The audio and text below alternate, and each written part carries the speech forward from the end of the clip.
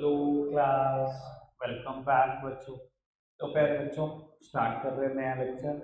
बाबू, कल मैंने आपसे ना डिस्कशन कर लिया था ट्रेडिंग एंड सेटलमेंट प्रोसीजर पर कि ट्रेडिंग कैसे होती है और उसका सेटलमेंट कैसे होता है बेटा स्टॉक एक्सचेंज। ठीक है जी, आज बेटा उसको कंफर्म करना है। डायग्राम एक बार मैं दोबारा जरूर बनाऊंगा आपके सामने ताकि आपको लगता रहे सब कुछ बेटा मेरे डायग्राम के अकॉर्डिंग ही हो रहा है। ठीक है जी। पर वो डायग्राम बनाऊंगा मैं, लेकिन मैंने कहा था कुछ चीजें डायग्राम में कभी भी नहीं डाली जा सकती। ठीक है ना प्रभु। वो चीजें आपको थियोरेटिकली कंफर्म भी करानी है मुझे। तो वो नोट्स में आप पेज नंबर 99 पर पहला स्टेप पढ़ते हैं बेटा। पहले क्या होगा, कहता है if an investor wishes to buy or sell any security he has to first approach a registered broker or a sub broker and enter into an agreement with him. The investor has to sign a broker-client agreement and a client registration form before placing an order to buy or sell security. He has to provide certain other detail and information. These include. चलो खैर main तरफ देखना। बाबू कहता है अगर कोई भी investor deal करना चाहता है सिक्योरिटी में तो सबसे पहले उसको अप्रोच करना पड़ेगा किसी रजिस्टर्ड ब्रोकर के पास और बेटा सब ब्रोकर के पास। सर गलत थोड़ी कह रहा है, कल मैंने भी तो डायग्राम में ऐसे ही बनाया था। अगर आप इन्वेस्टर हो और आप इन्वेस्टर हो, आपने सिक्योरिटी में डील करना है, चाहे आपने बाय करनी है चाहे आपने सेल करनी है, कहीं ना कहीं ब्रोकर होना जरूरी है। तो ये टर्म क्या होती है सब ब्रोकर? किसी को पता है सब ब्रोकर क्या होता है? इंडिया में ब्रोकर बनने के लिए पता कितना रुपया चाहिए आपको? सेबी के पास अगर आपने ब्रोकर रजिस्टर्ड होना है ना, 1 करोड़ रुपए सिक्योरिटी अमाउंट है जो सेबी के पास ही रहेगी, ताकि आप पैसा लेके ना भाग जाओ पब्लिक का। 1 करोड़ रुपए। अच्छा क्या बताओ, हर आदमी ब्रोकर बन सकता है? फिर नहीं बन सकता है ना। सब ब्रोकर बनने में इंटरेस्टेड होते होंगे ना लोग। सब ब्रोकर कैसे बनते हैं? ब्रोकर अपने नीचे ही बहुत सारे ब्रोकर बना लेता है, बस होता क्या उसमें कमीशन शेयर हो जाती है। किसी एक टाइम पर मैं बता देता हूँ, मैं सब ब्रोकर भी रजिस्टर्ड हुआ हूँ एनएससी। 50,000 रुपये लगते हैं सिर्फ कुल। ब्रोकर बनने के लिए 1 करोड़ रुपए, सब ब्रोकर बनने के लिए 50,000। क्या अपने नीचे मैं क्लाइंट रख सकता हूँ? फिर हाँ, फिर किसी का भी अकाउंट खोल सकता हूँ, डीमैट अकाउंट, सब ब्रोकर भी बन सकता हूँ। सर एडवांटेज क्या है? एडवांटेज ये है कि सिक्योरिटी अमाउंट बहुत कम है। डिसएडवांटेज क्या है? डिसएडवांटेज ये मेरे क्लाइंट ने अगर मान लो मुझे कुछ ब्रोकरेज दी, मान लो 100 रुपये, तो 50 ब्रोकर का जाता है, 50 से मिलती है सब ब्रोकर को। तो एक ब्रोकर अपने नीचे बहुत सारे ब्रोकर बना लेता है, उन्हें सब ब्रोकर बोलते हैं। ठीक है, एडवांटेज डिसएडवांटेज मैंने दोनों बता दिए। तो बाबू कोई भी इन्वेस्टर अगर डील करना चाहता है सिक्योरिटी मार्केट में तो बाबू कैसे डील कर सकता है? कहता है सबसे पहले अप्रोच करना पड़ेगा रजिस्टर्ड ब्रोकर को या सब ब्रोकर को। पहुंच गए उनके पास, कहता है उनका ब्रोकर क्लाइंट एग्रीमेंट साइन कर दो। मैंने कल बताया था ब्रोकर क्लाइंट एग्रीमेंट में क्या लिखा होता है, मेन शर्त क्या होती है। मेन शर्त पता है ना क्या होती है? कि कल को ब्रोकर अगर आपके बिहार पे ट्रांजेक्शन डाल दे तो आप डिनाई नहीं कर सकते। ठीक है ना जी, मेन शर्त तो यही होती है। उस केस में बेटा अगर आपने कह दिया कि शेयर बाय कर दो और इसने कर दिए, आप ये नहीं कह सकते मैं पैसे नहीं देता। समझ में आ रही है बात? मेन शर्त तो यही होती है। बाबू ब्रोकर क्लाइंट एग्रीमेंट साइन कर दो और क्लाइंट रजिस्ट्रेशन फॉर्म साइन कर दो। बेटा क्लाइंट रजिस्ट्रेशन फॉर्म कोई बहुत बड़ी चीज नहीं है। क्लाइंट रजिस्ट्रेशन फॉर्म बिल्कुल वैसे ही है जैसे मैं ट्यूशन टीचर हूँ, मैं भी कहता हूँ रजिस्ट्रेशन फॉर्म फिल कर दो, आप सबकी सीट रिजर्व करूंगा। तो बाबू काउंटिंग रहती है कितने बच्चे पढ़ रहे हैं, तो बाबू यही काउंटिंग ब्रोकर भी अपने पास रखता है। जो भी नया क्लाइंट बनता है उसको कहते हैं रजिस्ट्रेशन फॉर्म फिल कर दो, ताकि उसके पास भी काउंटिंग रहती है मेरे पास कितने क्लाइंट हो चुके हैं। रजिस्ट्रेशन फॉर्म तो बिल्कुल नॉर्मल बात है। क्लाइंट जो ब्रोकर क्लाइंट एग्रीमेंट है वो मेन काम की बात है। ठीक है, कहता है आपको साथ ही साथ कुछ अदर डिटेल भी देनी पड़ेगी ब्रोकर को। मैंने 4 डिटेल का वैसे आपके साथ डिस्कशन किया हुआ है, चलो पढ़ देते हैं बेटा क्या क्या बताना पड़ता है। बाबू सबसे पहले पैन देना पड़ता है। ठीक है, पैन फुल फॉर्म क्या है? क्या है full form? Permanent account number. क्या हो गया तुम्हें, कल ही तो बताया। शेयर मार्केट में डील करना है, सबसे काम की इन्फो क्या है? पैन। ठीक है जी। बाबू दूसरी डिटेल में लिखा हुआ है डीओबी और एड्रेस, डेट ऑफ बर्थ बता दो और एड्रेस। वैसे बता देता हूँ, Aadhaar card is the proof of DOB and address. मैंने कहा था आधार कार्ड दे देना। आधार कार्ड पे जो डेट ऑफ बर्थ लिखी होती है, जो एड्रेस लिखा होता है, डेट ऑफ बर्थ और एड्रेस दोनों का प्रूफ है आधार कार्ड। कोई दिक्कत तो नहीं। वो तीसरी डिटेल में लिखा हुआ है एजुकेशनल क्वालिफिकेशन। आज तक मुझे लॉजिक समझ नहीं आया कि ऐसा क्यों लिखते हैं कि इन्वेस्टर को ब्रोकर को बताना होगा कि तुम कितने पढ़े लिखे हो। बाबू ब्रोकर की लड़की से रिश्ता करना है क्या? ये क्यों बताएगा? कोई जरूरत नहीं होती, बस लिखा हुआ है, ठीक है जी। बाबू फोर्थ वन लिखा है रेजिडेंशियल स्टेटस। ये बड़े काम की बातें बताना पड़ता है। बाबू रेजिडेंशियल स्टेटस बताना पड़ता है कि आप किस देश के रेजिडेंट हो, क्योंकि ऑल ओवर इंडिया नहीं, ऑल ओवर वर्ल्ड ट्रेड कर सकता है इंडियन शेयर मार्केट में। ग्लोबलाइजेशन के बाद कोई भी ट्रेड कर सकता है इंडियन शेयर मार्केट में। सर अगर आप इंडिया के रेजिडेंट हो तो ऑब्वियसली इंडियन गवर्नमेंट आपसे टैक्स रेट कम चार्ज करती है, और अगर आप फॉरेन रेजिडेंट हो तो ऑब्वियसली बेटा सरकार को ज़्यादा टैक्सेस चाहिए आपसे। इसलिए बेटा आपको हर हाल में बताना है कि आप किस देश के रेजिडेंट हो, रेजिडेंशियल स्टेटस बताना है, ठीक है। और क्या बताना है? बैंक अकाउंट डिटेल और डीमैट अकाउंट डिटेल। वैसे मैंने कल ही बता दी ये बातें। इधर देखना बाबू, जब भी आप अप्रोच करोगे किसी ब्रोकर को, 4 डिटेल मैंने कल बताई थी देनी है, 5 भी बस आज और नहीं आ गई। PAN card, Aadhaar card, bank account detail, demat account detail और रेजिडेंशियल स्टेटस कि किस देश के रेजिडेंट हो। ऑब्वियसली इंडिया के होंगे तो कम टैक्स होगा। कोई दिक्कत कोई परेशानी तो नहीं? ओके, पढ़ें second step. Second step is illogical, पढ़ आप लोग। सेकंड स्टेप में कहेगा डीमैट अकाउंट खुलवा लो, बैंक अकाउंट खुलवा लो। अबे गधे, जब पहले पॉइंट में बैंक अकाउंट की डिटेल दे दी और डीमैट अकाउंट की डिटेल दे दी, ऑब्वियसली खुलवाया होगा तभी तो डिटेल दे दी। ये कह रहा है बैंक अकाउंट खुलवा लो, डीमैट अकाउंट खुलवा लो, दूसरे पॉइंट में। पहले पॉइंट में डिटेल दे दी भैया, अगर पहले पॉइंट में डिटेल दे चुके हो तो खुल चुका है बैंक अकाउंट भी और डीमैट अकाउंट भी, ठीक है। Second point is illogical, logic ही नहीं है उसका कोई होने का। एनसीईआरटी में ऐसा ही है, लिखना पड़ता है, मजबूरी है। क्लियर है बात? आगे बढ़ जाए, 2 पॉइंट में समस्या तो नहीं। थर्ड वन, बाबू कहते हैं the investor then place an order with the broker to buy or sell share, clear instruction have to be given about the number of share and the price which share should be bought or sold. अब वो कहता है अब investor start कर सकता है trading, bye or cell करता है सिक्योरिटी। कहता है क्लियर इंस्ट्रक्शन देना कितना बाय करना है और किस प्राइस पे बाय करना है, या कितना सेल करना है, किस प्राइस पे सेल करना है, ठीक है। तो दिक्कत तो नहीं, समझ में आ रही है बात?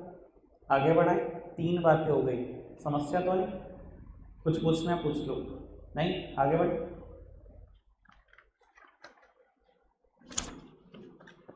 बाबू फोर्थ वन कहते हैं the broker then will go online and connect to the main stock exchange and match the share at best available price. अब हर चीज का लॉजिक समझते जाना है, डीप लॉजिक बहुत काम का है।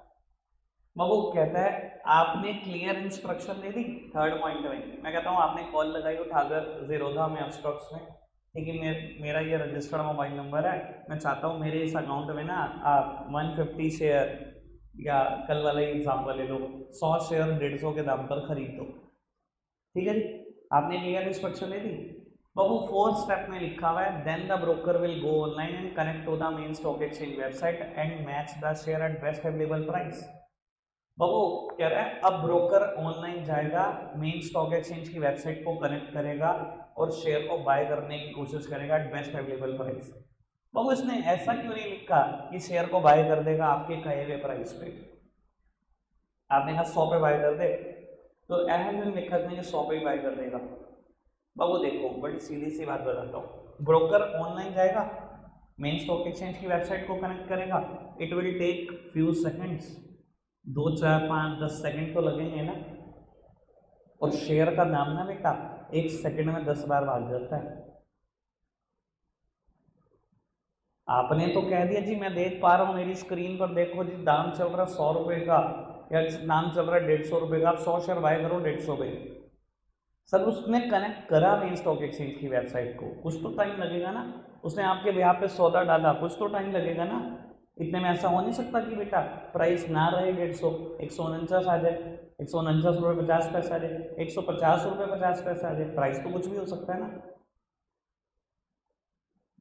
तो वो ये नहीं कह रहा कि आपके बताए हुए प्राइस पे मैं सौदे को मैच कर दूंगा, वो कह रहा है बेस्ट अवेलेबल प्राइस पे दिलवा दूंगा। और ऑब्वियसली बेस्ट अवेलेबल प्राइस क्या होता है, अगर थोड़े से समझदार हो तो बेटा बायर के लिए हमेशा बेस्ट प्राइस क्या होगा, सस्ते से सस्ता मिल जाए। उसने कहा कि 150 पे दिलवा दो, हो सकता है 149 रुपये 50 पैसे पे दिलवा दूंगा, उसके लिए तो सस्ते से सस्ता बेस्ट है। और अगर आप सेलर हो, आपने क्या 100 शेयर बेच दो और इसने कनेक्ट करा मेन स्टॉक एक्सचेंज की वेबसाइट को, फ्यू सेकंड इसको भी लगेंगे ना कुछ तो सेकंड। और बाबू सेलर के लिए बेस्ट प्राइस क्या होगा, जितना महंगा बिक जाए। इसने कहा 150 बेच दो, क्या पता 151 पे भी बिकवा दो, क्या पता 152 पे बिकवा दो। समझ में आ रहा है? कभी भी आपके बताए हुए मन मुताबिक रेट पे शेयर ना बिकने लगा ना खरीदने लगा, क्योंकि टाइम लगता है बेटा, हो सकता है शेयर का प्राइस अप एंड डाउन हो जाए। कोई दिक्कत तो नहीं, समझ में आ रही है? चारों पॉइंट समझ में आ गए? देखो लॉजिक में सब कुछ। आगे बढ़े, कहता है when the share can be bought or sold at the price mention it will be communicated to the broker's terminal and the order will be executed electronically। बड़े काम की बात है बाबू। कहता है जब भी ब्रोकर ऐसे सौदा डालता है ना, जिस प्राइस पे वो शेयर को बाय और सेल कर रहा है, हमेशा वो ब्रोकर के टर्मिनल पे कम्युनिकेट करता है। टर्मिनल पता है क्या होता है? A computer connected with internet. इतनी सी बात समझ लो, यानी कि उसकी कंप्यूटर स्क्रीन पे दोबारा आएगा एक बार। ये बिल्कुल वैसे ही है बेटा, आप एंड्रॉयड फोन यूज कर रहे हैं, आपने 5 फोटो सेलेक्ट करी, डिलीट का बटन दबाया, डिलीट का बटन दबाया, लेकिन आपसे फटाफट से पूछता है are you sure you want to delete 5 items. पूछता ना एक बार कि गलती से तो नहीं हो क्या ये डिलीट का बटन प्रेस, पूछता ना are you sure you want to delete 5 items, और फिर दोबारा डिलीट का बटन दबाते तो डिलीट हो जाता है। ऐसे ही होता है, सेम काम हो रहा है। ब्रोकर ने डाल तो दिया, मान लो आपने कहा था कि 150 पे शेयर बाय कर लो, 150 रुपये 50 पैसे हो गया दाम इतनी देर में, उसने डाल दिया 100 शेयर वो बाय कर रहा है 150 रुपये 50 पैसे। उसके टर्मिनल में दोबारा कम्युनिकेट करेगा are you sure you want to purchase 100 share of this and that company at the price of 150.50। कहता है अगर अब एंटर प्रेस हो गया तो ऑर्डर इलेक्ट्रॉनिकली एग्जीक्यूट हो जाएगा। क्लियर है बात? अब 2 मिनट लो, 5वां पॉइंट पढ़ो, मुझे बताओ समझ में आए कि नहीं, फटाफट से बताओ।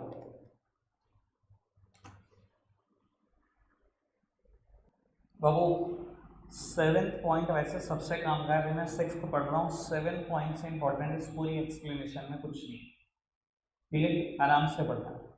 अब यहाँ से ना जितनी भी बातें बची हैं सब आपको डायग्राम पे दिख जाएंगी। शुरू की 5 बातें कुछ भी डायग्राम पे नहीं दिखता, पर इंपॉर्टेंट है, ठीक है ना। अब अगली 5 बातें डायग्राम पे दिखती हैं, पढ़ते हैं। 6th पॉइंट कहता है after the trade has been executed within 24 hour the broker issue a contract note. This note contain the details of number of share bought or sold, the price, the date and time of deal and the brokerage. आपको याद होगा, ये बात मैं बता चुका हूँ आपको, कल याद है ना बाबू? आपने कहा 100 शेयर बाय कर दो ब्रोकर 150 के प्राइस पर, ठीक है, मान लो 150 प्राइस मिल गया तो इसने बाय कर दिया, क्या करेगा ये? सर इसकी यूजर आईडी से बाय हुए हैं शेयर 15,000 रुपए के, पता है ना स्टॉक एक्सचेंज क्या करेगी तुम्हारा। तो आप क्या करोगे बेटा, फटाफट से इसको, लीगल टाइम इज 24 आवर, हो सकता है आप 15 मिनट में इशू हो तो, ठीक है जी, लीगल टाइम 24 घंटे आपके पास इशू करने का। कहता है within the 24 hour broker issue a contract note. और कॉन्ट्रैक्ट नोट में क्या लिखा होता है बेटा, इससे बहुत ज्यादा मददगार होता है। 5 बातें लिखी हुई, कंपनी जिसके शेयर खरीदे हैं, जिस प्राइस पे खरीदे हैं, जितनी क्वांटिटी में खरीदे हैं, date and time of transaction and the brokerage charge, ठीक है सर। प्रूफ मिल गया, कॉन्ट्रैक्ट नोट एक प्रूफ है कि आपके बिहाफ पर शेयर बाय हुए, प्रूफ मिल गया। आप क्या करोगे, अपने बैंक अकाउंट से 15,000 रुपये माइनस करोगे, ब्रोकर के बैंक अकाउंट में 15,000 रुपये प्लस कर दोगे, कोई दिक्कत तो नहीं। सेम वे सर आप सिक्योरिटीज तभी खरीद पा रहे हो कि दुनिया में कोई बेच पा रहा है, सेकेंडरी मार्केट है ये, यहाँ कोई कंपनी तो है नहीं, एग्जिस्टिंग सिक्योरिटी बेची और खरीदी जाती है। दुनिया में बैठा हुआ कोई बेच रहा होगा तभी तो आपने खरीद ली, दुनिया में किसी ने तो बेची है, अब जिसने बेची है उसके एंगल से समझो बेटा इस सिचुएशन को।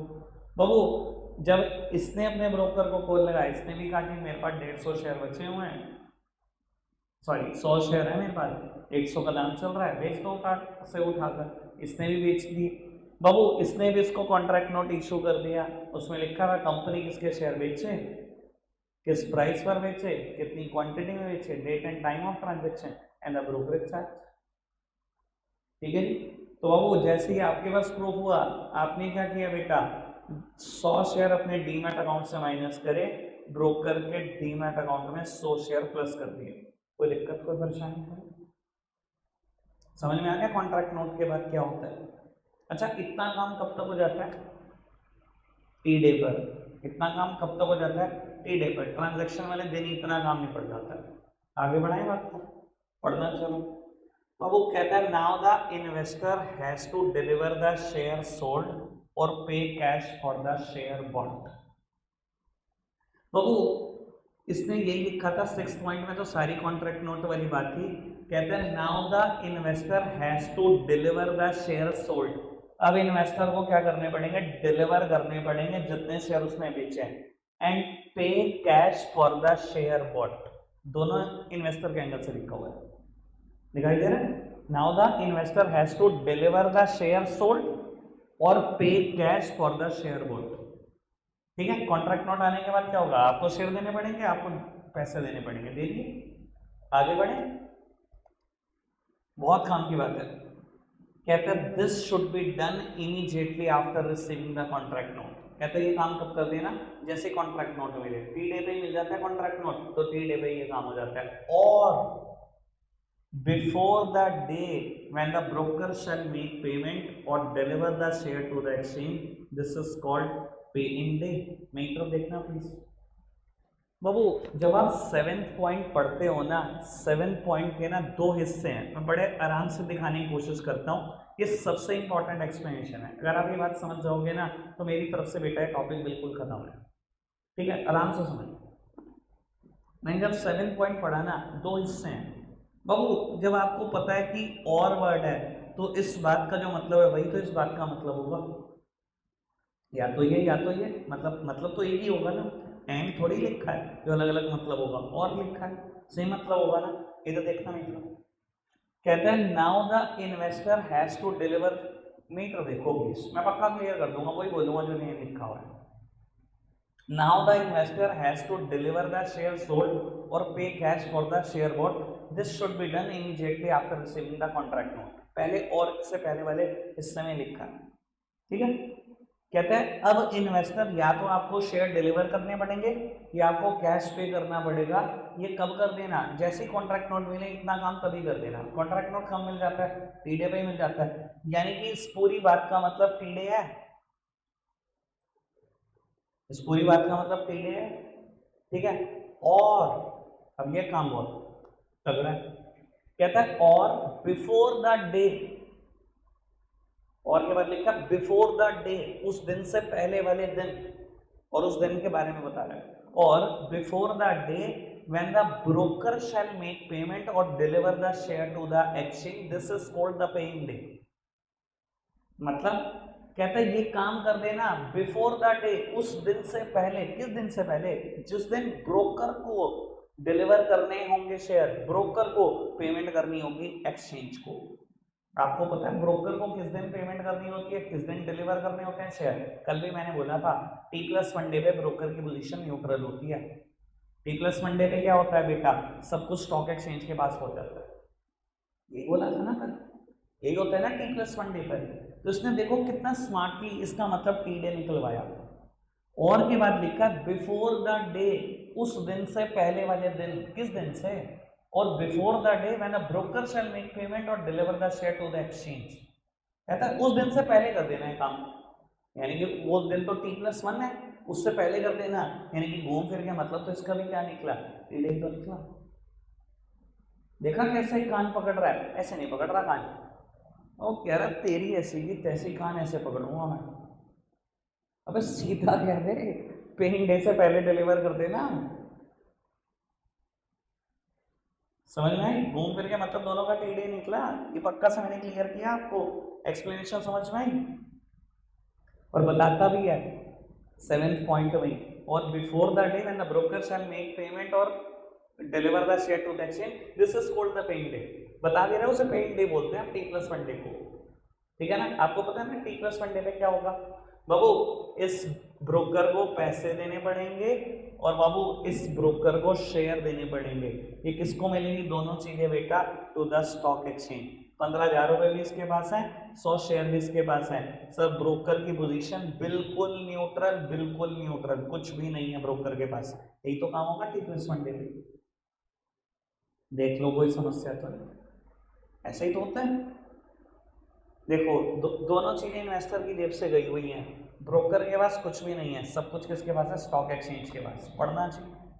8 पॉइंट कहता है कैश इज पेड और securities are deliver on a paying day. पता है जी, कहता है कैश पे करना पड़ेगा, सिक्योरिटी डिलीवर करनी पड़ेगी पेइंग डे पे, which is before the T+2 day as the deal has to be settled and finalised on the T+2 day is called rolling settlement. बाबू आ गई बात। बाबू कहता है अब आपको कैश पे करना पड़ेगा और शेयर भी देने पड़ेंगे। कहता है ये काम होगा T+1 डे पर, मतलब पेइंग डे पर, और ये काम T+2 डे से पहले पहले कर लेना, क्योंकि सारी डील फाइनलाइज कब होती हैं, T+2 डे पे होते हैं, उसको हम रोलिंग सेटलमेंट बोलते हैं जी। पता है सब कुछ, ठीक है जी, कोई दिक्कत कोई परेशानी तो नहीं। आगे बढ़े बाबू। 9th पॉइंट कहता है on the T+2 day the exchange will deliver the share or make payment to the other broker, this is called the payout day। आपको पता है T+2 डे के 3 नाम है, T+2 डे, रोलिंग सेटलमेंट, पे out day, तीनों नाम आ गए इनडायरेक्टली घुमा घुमा के। तो क्या लिखा हुआ है, क्या होगा T+2 डे पे, exchange will deliver the share or make payment to the other broker. इधर देखना अदर ब्रोकर को लिखा, समझ में आ जाएगा। सर अदर ब्रोकर क्यों लिखा भी समझ में आ जाता है बेटा। स्टॉक एक्सचेंज पूछेगी इस ब्रोकर से, हाँ भाई क्या हुआ था कल, जनवरी 15,000 दिए थे, अच्छा तूने 15 दिए थे, ये पकड़ तो 100 शेयर। बाबू 15,000 दिए थे, आप क्या कर रहे हो, 100 शेयर दे रहे हो इसको। हाँ जी, स्टॉक एक्सचेंज पूछेगी तूने क्या किया था, अगर 100 शेयर दिए थे, अच्छा तू पकड़ अपने 15,000 रुपए। तो समझ में आ रहा है ना। कहता है stock exchange will deliver the share or make payment to the other broker, यानी कि जिसने पैसे दिए उसे पैसे वापस थोड़ी मिलेंगे, उसको मिलेंगे शेयर, और जिसने शेयर दिए तो शेयर थोड़ी मिलेंगे, उसको मिलेंगे पैसे। क्लियर हुई बात। एंड लास्ट पॉइंट समझदार, तो लास्ट पॉइंट क्या होगा, इधर देखना होगा क्या, वैसे बिना पढ़े बताना। ब्रोकर दोनों ट्रांसफर कर देंगे, पैसे भी और शेयर भी। चलो कहता है the broker can make delivery of share in demat form, होगा ये फ्रॉम नहीं है, demat form directly to the investor demat account. बाबू मैंने सिर्फ शेयर के एंगल से लिखी हुई है बात, आप पैसों के एंगल से भी लिख लेना। इधर देखना ब्रोकर क्या करेगा बेटा, कहता है डायरेक्टली डिलीवर कर देगा ये शेयर किसको, इन्वेस्टर को। अब ये भी लिख देना ब्रोकर पेमेंट भी डिलीवर कर देगा बेटा किसको, टू द इन्वेस्टर। कंक्लूजन वही है बेटा जो कल का, कुछ भी नहीं बदला। कोई दिक्कत कोई परेशानी तो नहीं, पक्का सा समझ में आ गया पूरा सेटलमेंट प्रोसीजर कैसे होती है सेटलमेंट। सर वैसे मैं आपको एक बात बताता हूँ, अगर आप सच में थोड़े से ईमानदार है ना अपने लिए, तो इसको रटने की कोई जरूरत नहीं, ऐसे की तैसे मैं तो कभी ना देखूँ, मुझे पेपर देना मैं कभी ना देखूँ, मुझे समझ में आता है ना T डे पे क्या हुआ, T+1 पे क्या हुआ, T+2 पे क्या हुआ, मैं ये नहीं लिख सकता। लाना था 12th क्लास में आने पर इतनी सी एक्सप्लेनेशन नहीं लिख सकता। तो हाँ शुरू के 5 पॉइंट पता होने चाहिए। अगर आप ईमानदारी से देखो ना, शुरू के 5 पॉइंट भी मुश्किल नहीं है। पहले पॉइंट में हुआ क्या, कहता है आपने डील करना है स्टॉक एक्सचेंज में, you are wishes to buy of such security, approach करो किसी रजिस्टर्ड ब्रोकर को, सब ब्रोकर को, और कुछ डिटेल दे दो, PAN card, Aadhaar card, residential status, bank account detail, demat account detail. दूसरा पॉइंट डॉट टू अच्छा, बैंक अकाउंट खुलवा लो, डीमैट अकाउंट खुलवा लो। तीसरा पॉइंट डॉट टू अच्छा, इन्वेस्टर अगर अब आप बाय कर सकते हो शेयर, सेल कर सकते हो शेयर, बट क्लियर इंस्ट्रक्शन देना किस प्राइस पे बाय करना है वो भी देना। ब्रोकर कनेक्ट, चौथा पॉइंट ब्रोकर कनेक्ट करेगा मेन स्टॉक एक्सचेंज की वेबसाइट को, बेस्ट अवेलेबल प्राइस पे शेयर दिलवाएगा। पांचवा बाबू जब भी ब्रोकर एक प्राइस मेंशन कर देगा तो दोबारा कम्युनिकेट होगा ब्रोकर के टर्मिनल पर, और फिर ऑर्डर एग्जीक्यूट हो जाएगा इलेक्ट्रॉनिकली। छठा कॉन्ट्रैक्ट नोट इशू होगा, उसके बाद सब कुछ यही है क्या गया, तुम्हारे सामने ही पढ़ा मैंने, इतनी देर में बैठ गए यहाँ। इसको दोबारा भी नहीं देखना मैंने कभी भी जिंदगी में, जब आप आओगे तब बोर्ड का पेपर दे दूंगा मैं इसका। क्लियर है बात, इतना मुश्किल नहीं है बाबू। जब आप नोट्स देख रहे हो ना, इन 10 पॉइंट के बाद ना एक शॉर्ट नोट लिखा हुआ है डिपॉजिटरी पर, उसके बाद एक शॉर्ट नोट लिखा है डीमैट अकाउंट पर। दोनों पढ़ दो, प्रॉब्लम दे रहा हूँ 5 मिनट के अंदर अंदर, फटाफट से दोनों पढ़ कर बताओ। बाबू पढ़ा आपने, सब समझ में आ गया? कुछ पूछना है? मैं वैसे बता देता हूँ, अगर नहीं भी पूछना आपने तो। डीमैट अकाउंट में जब बेनिफिट्स पढ़े होंगे ना आपने, तो बेनिफिट्स में लास्ट बेनिफिट है, हो सकता है शायद समझ ना आया हो आपको, risk of mutilation and loss of security certificate is eliminated. बेटा म्यूटिलेशन का मतलब होता है शेयर का कट फट जाना, ठीक है। बाकी मुझे ऐसा लगता नहीं कोई वर्ड ऐसा होगा जो आपको समझ नहीं आए, फिर भी समझना है पूछ लो। थर्ड लास्ट पे लिखा है no counterfeiting of security certificate. Counterfeiting का मतलब होता है डुप्लीकेसी, कोई डुप्लीकेट शेयर सर्टिफिकेट नहीं बनवा सकता भाई। जब तक फिजिकल फॉर्म में था तब तक बनते थे, इलेक्ट्रॉनिक फॉर्म में डुप्लीकेट कैसे बनवाओगे? ठीक है ना जी, कोई दिक्कत कोई परेशानी नहीं? पेज नंबर 95 पर आओ फटाफट से। बाबू कल मैंने एक टॉपिक के बारे में थोड़ा सा डिस्कशन किया था आपसे, सेबी। करा था क्या नहीं करा था? करा था। कौन है सेबी? इधर देखना, कौन है सेबी? रेगुलेटरी बॉडी है जो शेयर मार्केट को, सेकेंडरी मार्केट को रेगुलेट करती है। ऑल्दो पूरी फाइनेंशियल मार्केट पर कंट्रोल है उसका, पर ज़्यादातर किसको कंट्रोल करती है? सेकेंडरी मार्केट को। ठीक है ना? पढ़ें बाबू इसके बारे में, श्री गणेश कर रहे हैं, बस थोड़ा सा ही पढ़ेंगे। पेज नंबर 95 पे इसके बारे में पढ़ना चाहता हूँ मैं। एक काम करो, पहले आप पढ़ो 95 पे लिखा हुआ 4 लाइन का मैटर, और नेक्स्ट पेज पे भी 1-2 लाइन होंगी। पढ़ना एक बार फटाफट से।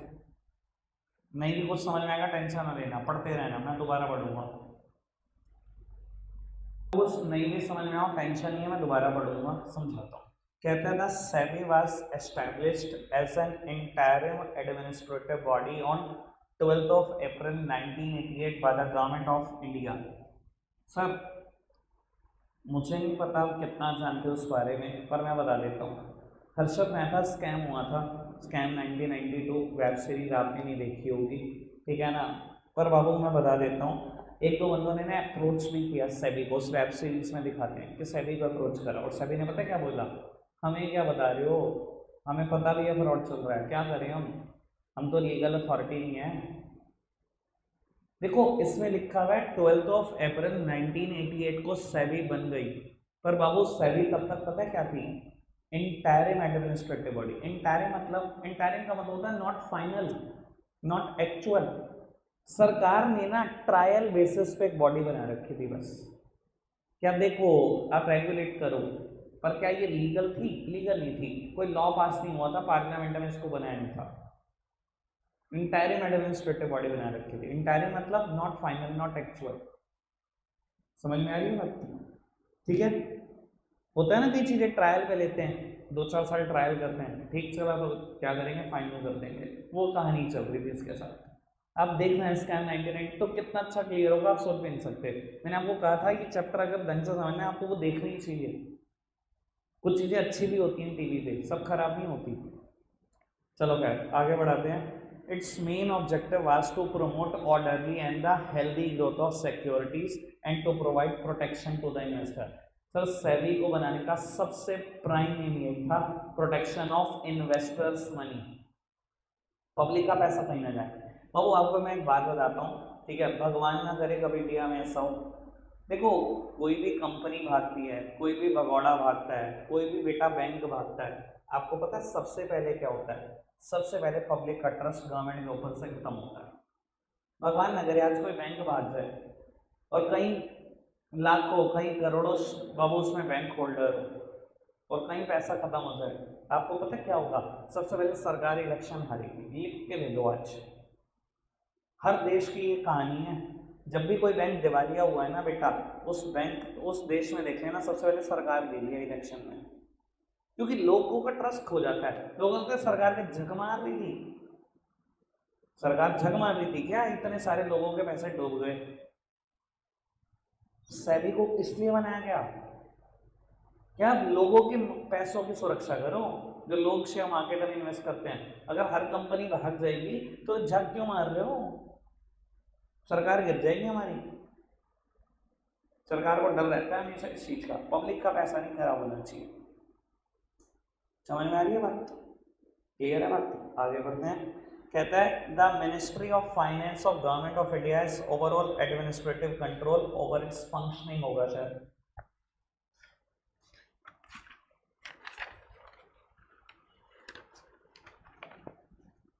इधर देखना, यानी कि सीधी सीधी सी बात बोलूं, फाइनेंशियल मार्केट को कंट्रोल करता है सेबी। सेबी को कंट्रोल कौन करता है? Ministry of finance. सबको पता है ना फाइनेंस मिनिस्ट्री हमारे देश में। एवरी गवर्नमेंट ईदर सेंट्रल और state it is divided into ministries. अगर आप 11th पास हो तो याद है बाबू आपको? याद तो नहीं आएगा सर। डिपार्टमेंटल अंडरटेकिंग, कोई भी गवर्नमेंट है मिनिस्ट्री में ही तो डिवाइडेड होती है। लॉ मिनिस्ट्री है सेंट्रल गवर्नमेंट के पास, फाइनेंस मिनिस्ट्री है, टेलीकॉम मिनिस्ट्री है, मिनिस्ट्री में तो डिवाइडेड है ना।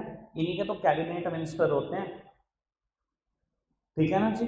कोई दिक्कत कोई परेशानी तो नहीं। तो वो मिनिस्ट्री ऑफ फाइनेंस देखती है सेबी को, सेबी की फंक्शनिंग को। आगे बढ़ते हैं, अब काम की बात। ऑन 30 जनवरी 1992, जब वो हर्षद मेहता वाला फ्रॉड हो गया 1992 में, तब याद आया सरकार को किसको फाइनल बॉडी बना देते हैं।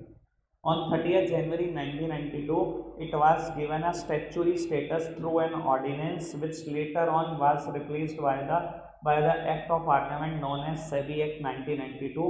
SEBI is considered as watchdog of security market. Sir यहाँ पर ये अथॉरिटी लीगल नहीं थी, पर बाबू 30 जनवरी 1992 को बेटा एक ऑर्डिनेंस पास कर दिया गया पार्लियामेंट में, और बाबू बाद में सेबी एक्ट बन गया, ठीक है ना जी? बाबू आपको पता है ना इंडिया में लॉ कौन बनाता है? पार्लियामेंट बनाती है ना। पार्लियामेंट में पास हो गया, अब तो पक्का कानून बन गया, ठीक है जी?